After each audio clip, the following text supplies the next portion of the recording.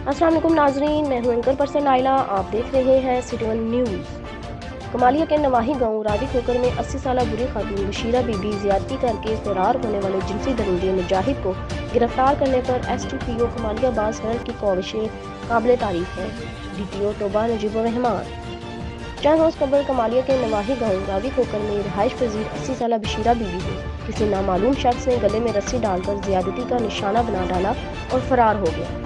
जो ही इस अंधोनाक वाक़े की इतला DPO तोबा नजीबुर रहमान को हुई, उन्होंने फौरी तौर पर SHO थाना सदर कमालिया को मुतासरा खातून की मुद्दईयत में मुकदमा दर्ज करने का हुक्म दिया, जिस पर थाना सदर कमालिया पुलिस ने मुतासरा बशीरा बीबी की दरख्वास्त पर नामालूम मुलजिम के खिलाफ FIR नंबर 598/21 बजुर्म 376 पे दर्ज करके मुलजिम की तलाश शुरू कर दी।